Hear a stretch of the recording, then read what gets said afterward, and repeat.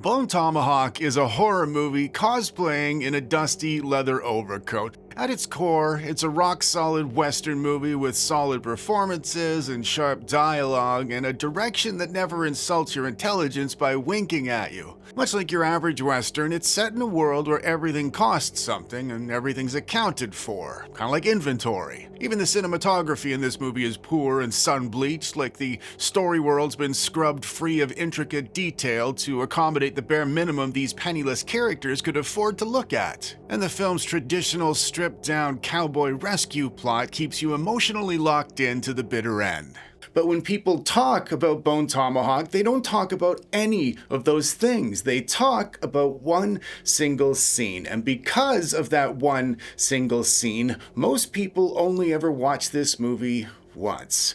So today we're going to talk about why this scene hits so hard, and to give you a hint, it has nothing to do with what the scene shows you, and everything to do with what the scene takes away from you.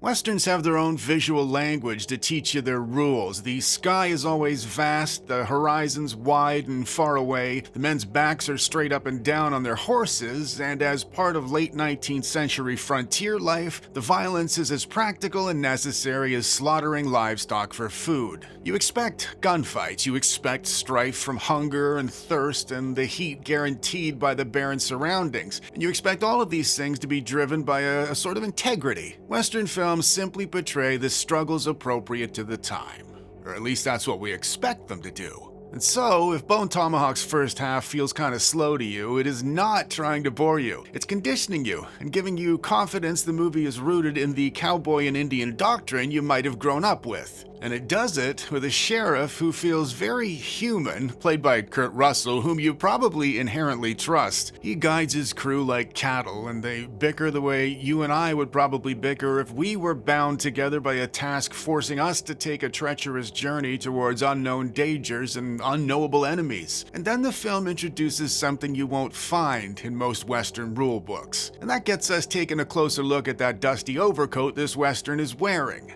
Around the 90-minute point of this movie, there is a tone transition that's about as abrupt as you've ever seen. That tone transition introduces us to a kind of violence that has nothing to do with winning or survival or even the dreaded male pride. This violence seems more ritualistic, and rituals don't fit into Western movies because rituals don't negotiate, never mind adhere to long-standing agreed-upon sets of rules. Rituals just kind of are.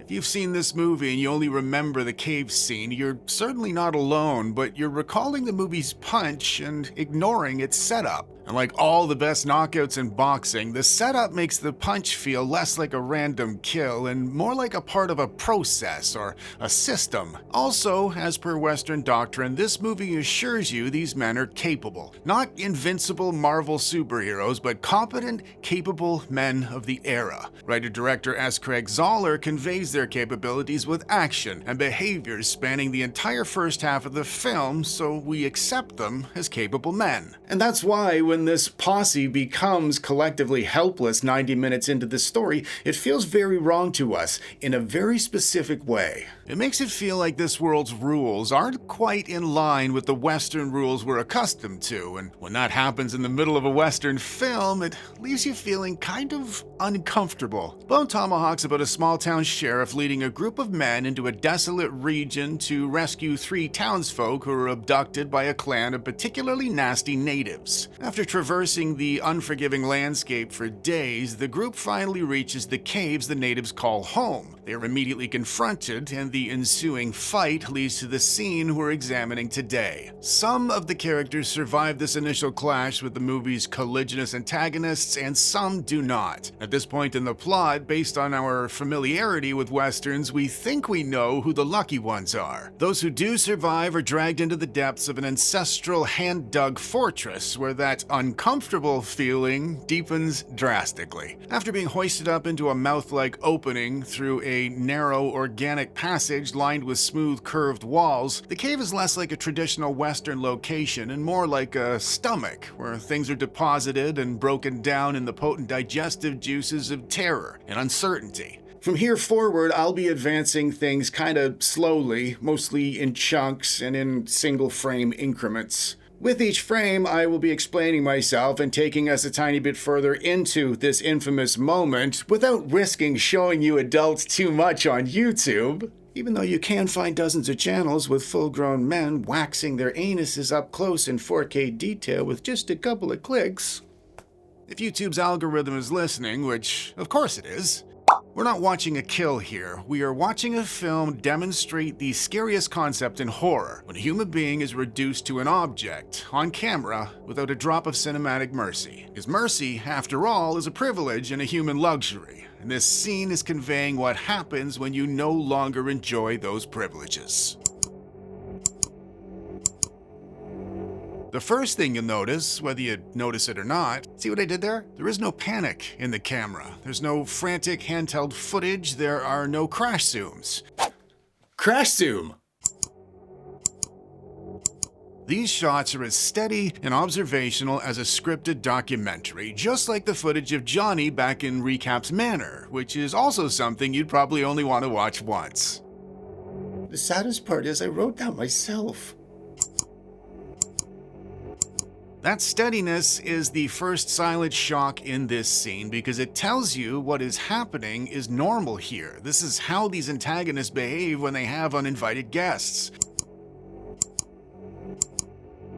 The troglodytes themselves aren't filmed like conventional villains either. They don't flex their impressive musculature, they don't preen themselves or retort with witty comebacks. Instead, they are presented without affecting any style at all. They don't show any emotion, they don't hate you, they don't actually even see you as a person. And that's far worse, because if they hated you, it would mean you mattered to them. And if you're trapped in this swallowing chamber, the last thing you want is to not matter to things like these. Correction, that's the second last thing you want. The last thing you want is to look across the cave to see the sheriff, your savior, Kurt Russell himself,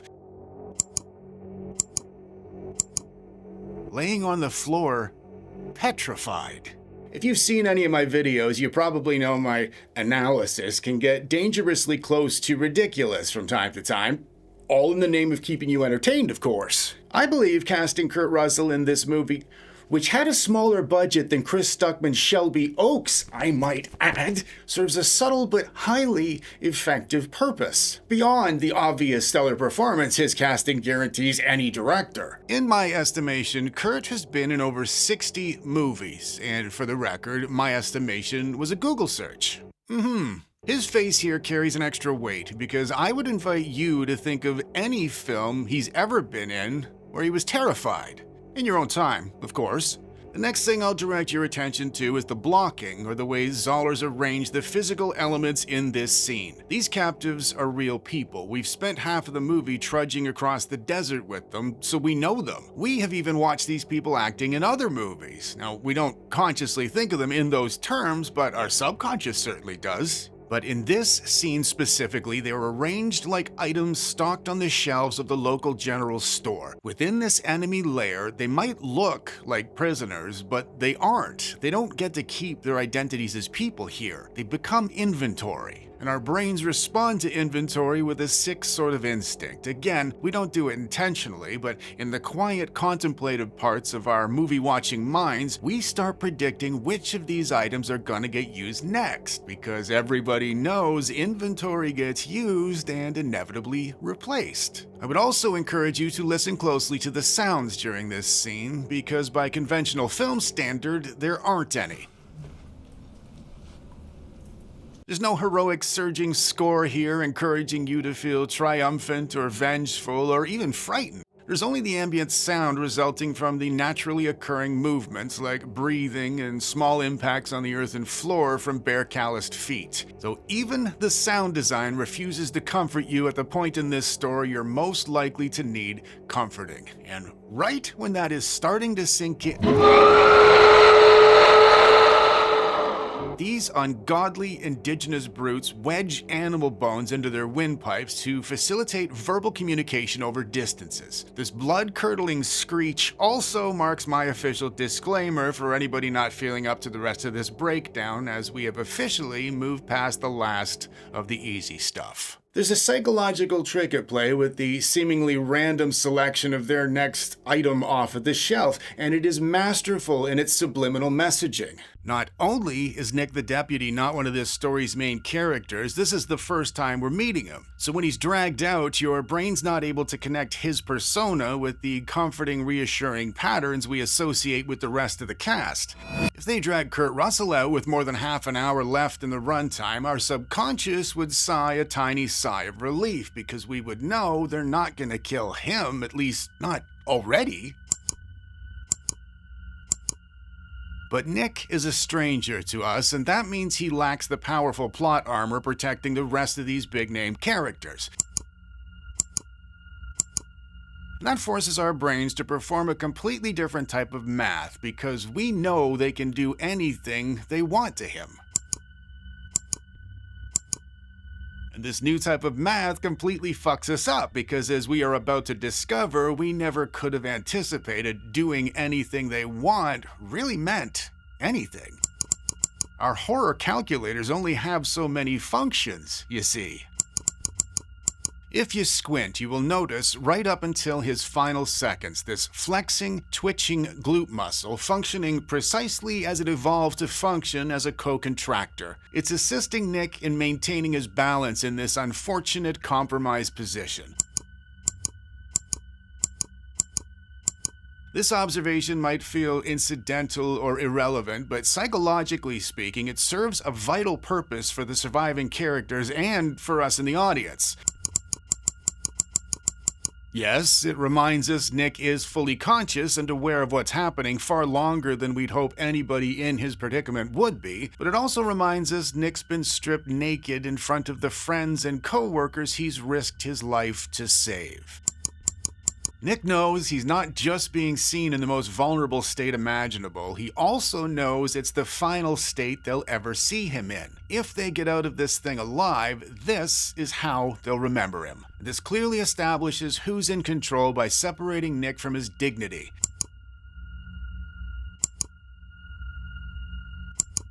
In life and death situations, false dignity is the last thing our desperate brains turn to in hopes of tricking us into believing we are in fact safe.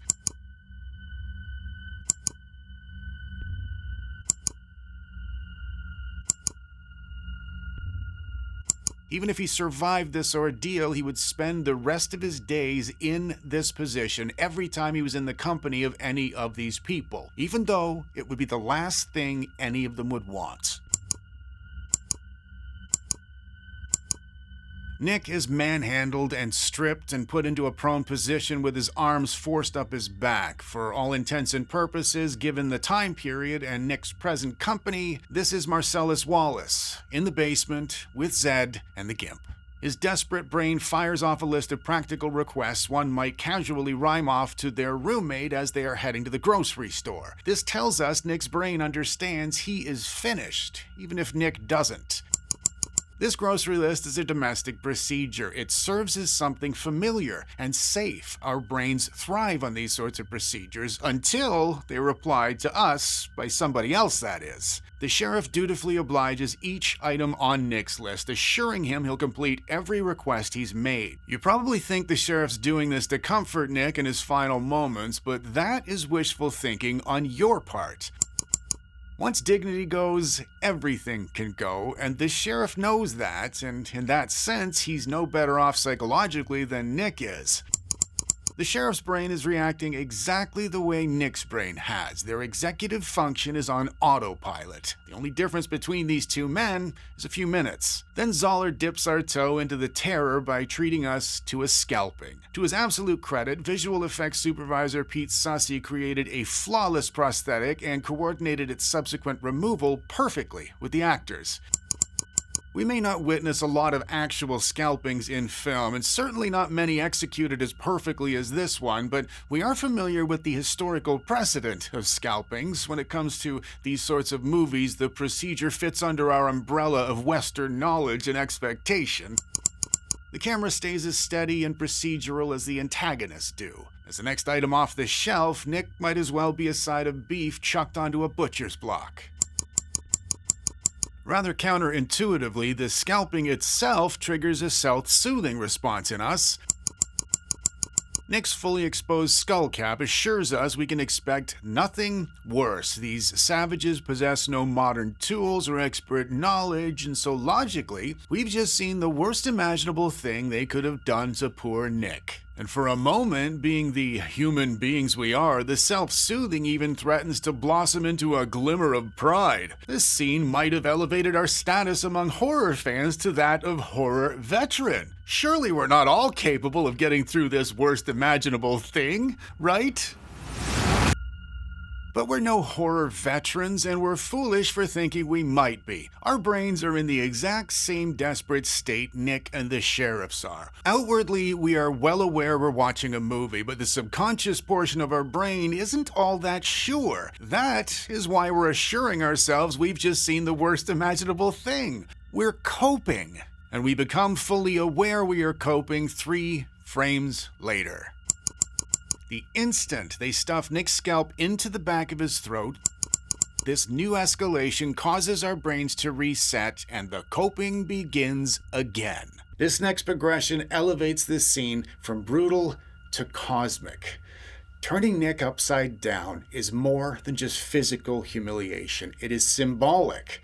The entire world order has just been inverted. Everything these capable men have believed in their whole lives has just been reversed. Westerns are upright movies featuring upright men with Kurt Russell jawlines. And men with Kurt Russell jawlines stand up for things. They face other men with Kurt Russell jawlines and they duel to the death over principles. But these rules we in the audience believed were governing this Western movie viewing experience have just been flipped irreversibly upside down. Here, inside this stomach, men are butchered and hung like hindquarters, and their jawlines are nothing more than knockoff Swiss Army knives the natives will eventually toss away. Because in this world, everything costs something and everything's accounted for, just like inventory. The camera holds long enough for your brain to accept there is no cutaway coming to save you. This scene tells you if you want to understand what kind of world this is, you're gonna have to watch. And of course you want to understand what kind of world this is because you're watching a movie. Not doing so would be like going to an art gallery and spending your entire afternoon in the lineup in the cafeteria so you can get fucking pudding. And that's why so many people describe Bone Tomahawk as too real. That's why so many people only watch it the one time. It's not because of its realistic violence. It's because it's filmed with realistic indifference. Zoller's genius isn't tucked inside the viscera and the ungodly screams echoing around the stomach cave walls. It is in knowing we have to watch what's happening just like the characters do. This director has effectively taken away our ability to flinch and turned all of us into trembling Wilkies. You might feel this final scene hits as hard as it does because of its graphic nature, and of course to an extent you're right, but this scene actually weaponizes your anticipation way more than it does the final impact. What truly wrecks you, what'll stay with you for weeks after you've seen this scene, is the procedural nature of the act. As I said, we human beings get a lot of comfort from procedure, but we become terrified the instant they are turned back on us. They're cold and calculated, and they imply practice, and practice suggests repetition. Repetition implies this has happened many, many times, and it will probably happen again, in all likelihood, to each of the remaining items on the shelf at this completely fucked up general store. Movie monsters improvise. They rip and bite and pull, but systems repeat themselves. Systems are where hope goes to die. Nick's bisection doesn't just horrify us because it's violent, it horrifies us because it's administrative. These troglodytes don't perform cruel acts the way most movie monsters do with spite or spectacle or even anger. They treat Nick like a resource to be processed, and as human beings, we're accustomed to being the ones doing the processing. We have been processing our food for so long, the act has become repetitive, and that repetition implies it has happened many, many times. And as a species, we've performed the act so many times, we call it factory farming. Just like most people aren't capable of watching a processing line in a factory farm, we struggle to watch them process Nick. These monsters don't hate us, they don't even see us. Remember, rituals just kind of are, like processes. This treatment is normally reserved for animals, and we hide it away inside windowless buildings so it doesn't short-circuit our comfort by unsteadying our footing at the top of the food chain. Knocking us out of that dominant position is likely to separate us from our dignity. This scene drags us across a line we like to pretend we're incapable of being on the other side of. Crossing that line makes us animals. It makes us meat. As horror fans, we love it when horror movie monsters hate us because we can process that. It's balanced and emotionally legible, but these monsters are no more interested in us than we were in the reheated chicken thigh we ate for lunch 3 weeks ago. This scene is hard to watch only partially because of our empathy for Nick. What we really take home with us is a new understanding. Our title as human being can be revoked in an instant if the wrong set of eyes fixate on us. It could be the eyes of a bear or a black mamba or maybe even a troglodyte. And that's the nightmare. It's not just about our deaths. It's about our declassification. This moment in Bone Tomahawk marks the point we cease being someone and become something. To we human beings, something is nothing at all.